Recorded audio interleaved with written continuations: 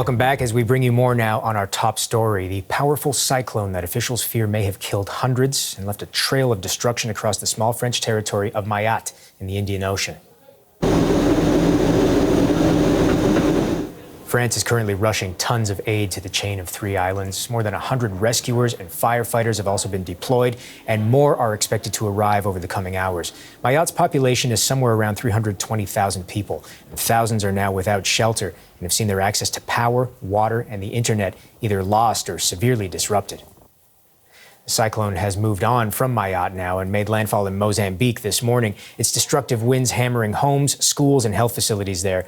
For more on this, we reached out to Guy Taylor. He's a spokesperson for UNICEF Mozambique, and he described the damage caused by Cyclone Chido.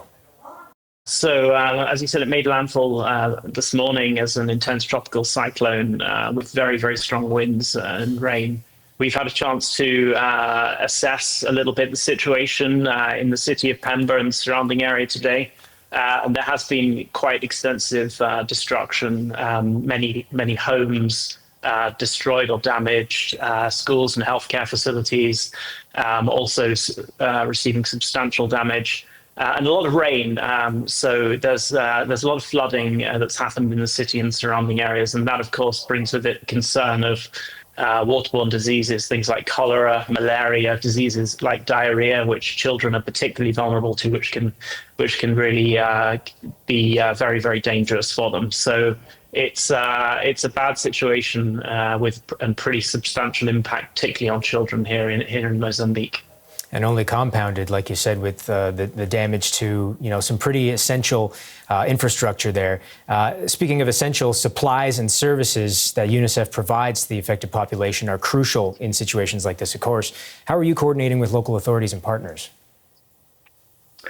We're working very closely with our UN partners, with local and international NGOs, and we're working to support the response of the government.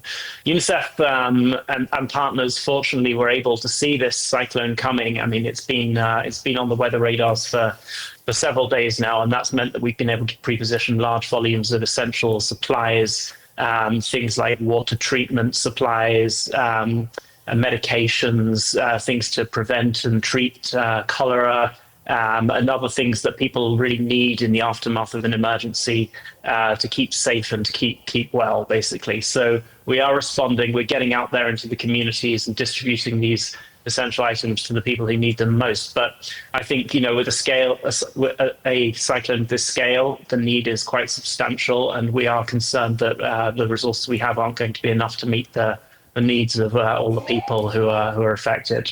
And I think also in situations like this, people maybe don't realize just how difficult it is to get those supplies out to people who need them. You've just gone through a catastrophic weather situation. You can't just necessarily walk up to people's front doors and deliver them. What are some of the challenges you're facing in those deliveries? Yeah, that's absolutely right. I mean, even at the best of times, it can be very challenging to move around, particularly in northern Mozambique. Many communities very remote, only reachable by roads which are only accessible in good weather. And when something like this happens, they can be cut off for long periods of time. So we are, as I said, we're working with our partners, we're working with the government, we're doing our best to get things out there. We have obviously 4x4 vehicles, and we're able to get to these places, but it takes time and it takes resources, and it's a big operation, certainly, and we're still working to reach some of those most affected communities who are harder to reach. On a local community level in Pemba, how are those communities responding to this? It's been very heartening going around the city today to see the way people have been responding. People are clubbing together. They're getting out there. They're fixing their houses. They're fixing each other's houses. We haven't seen any signs of sort of unrest or anger. It's been quite a positive, proactive attitude which people are showing in the face of disaster. Many people have lost everything.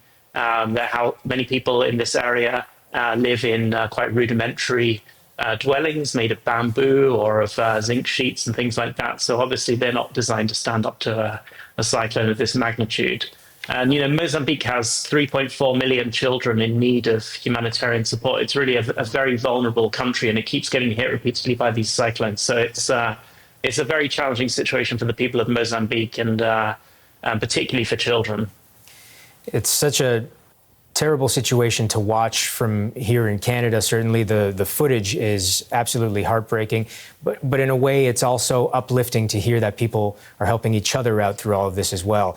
Guy Taylor, you're doing very great work over there. That's Guy Taylor with UNICEF Mozambique. Thank you so much for your time. Thank you. Thank you.